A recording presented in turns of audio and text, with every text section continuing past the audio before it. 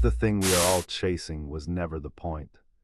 In 1974, economist Richard Easterlin published one of the most controversial findings in social science.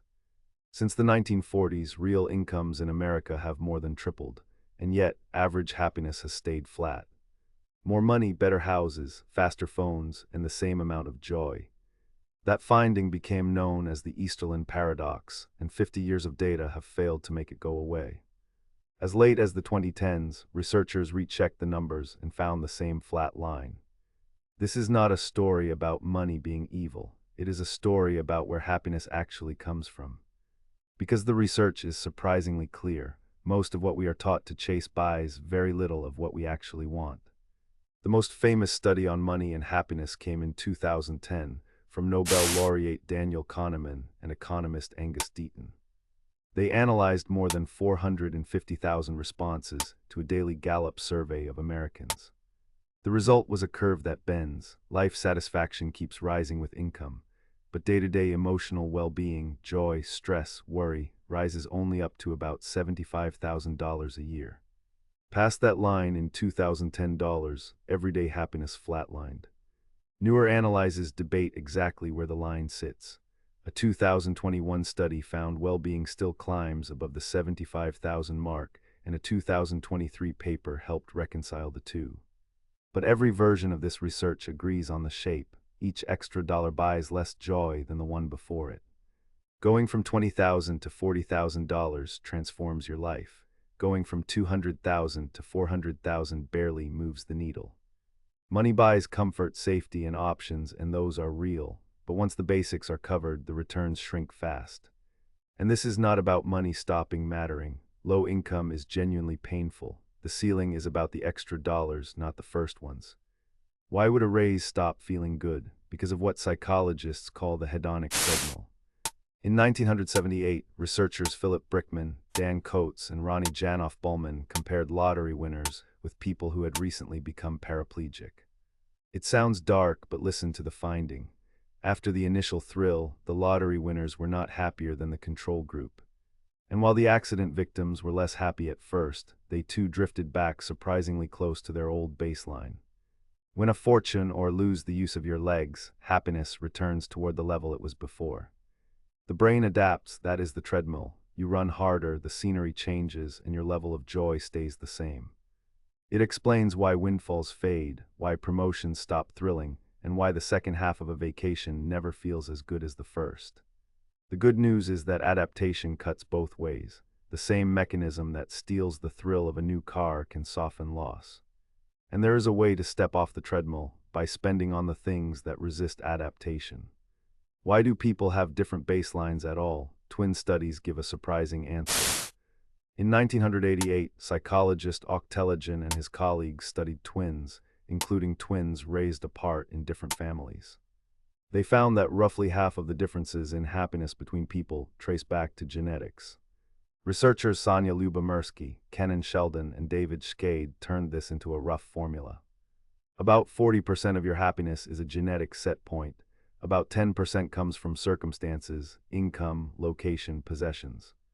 And the remaining 50% comes from intentional activity, what you do, who you spend time with, how you spend your days. Read that again. Only about 10% of your happiness is your paycheck and your stuff. Half of it is a practice, not a possession, which means happiness is less like a lottery ticket and more like a skill.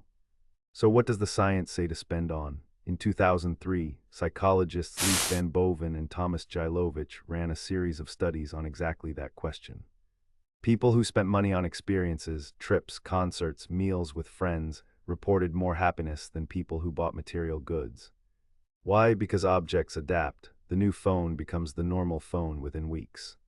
But experiences keep giving. You cannot fully adapt to a memory, and anticipation is itself a reward.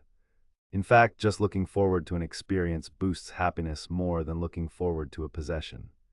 A trip can make you happier before it happens, while it happens, and every time you retell it. And experiences are almost always social. The best ones involve other people, which matters because relationships turn out to be the biggest lever of all. Here is one of the cheapest interventions in all of psychology. In 2003, researchers Robert Emmons and Michael McCullough assigned people to keep a weekly list, either of daily hassles or of things they were grateful for. The study ran 3 separate experiments, and the effect showed up in each one. After a few weeks, the gratitude group reported more optimism, exercised more, and had fewer physical complaints. A later intervention from Martin Seligman's lab, the 3 good things exercise, found the boost lasted for months. Gratitude works partly because it forces attention. The brain scans for threats by default. Gratitude trains it to scan for what is going right. The evidence is consistent. People who actively count their blessings end up measurably happier. It costs about 5 minutes a week, and it beats almost any purchase you can make. The single strongest predictor of a happy life is not money, not status, not grades, it is relationships. The Harvard study of adult development has followed the same men since 1938, first 268 Harvard students, then 456 boys from Boston's poorest neighborhoods. 2 very different groups, and the relationship findings showed up in both. When researchers asked who was healthiest and happiest at 80, the answer was not the richest. It was the men most satisfied in their relationships at 50. The study's director, Robert Waldinger, puts it bluntly: the good life is built with good relationships. And loneliness is not just sad, it is dangerous. A 2010 meta-analysis of 148 studies and more than 300,000 people found that strong social ties raised the odds of survival by 50%, an effect comparable to quitting smoking. In 2015, a study led by Stephen Cole found part of the mechanism. Loneliness changes how immune genes are expressed, turning up inflammation and turning down antiviral defenses. Your social life is not a luxury, it is a biological requirement. So let us assemble the science into a plan. 1. Cover the basics, then stop treating money as the scoreboard. The money ceiling is your permission slip to stop obsessing. 2. Spend on experiences, not things, trips, concerts, dinners, time with friends. 3. Keep a gratitude list weekly. 5 minutes, and the documented payoffs are optimism, health, and fewer complaints. 4. Invest in relationships like a retirement account because they are 1 real call a week, actual presence. 5. Expect adaptation and design around it. Savor the new before it becomes normal and anticipate the trip before it starts. None of this is mystical. These are some of the most replicated findings in well-being research, and they all point one direction. You do not need more money to be happier, you need better targets. If this helped, subscribe. A new science-backed explainer lands every Sunday. See you next week.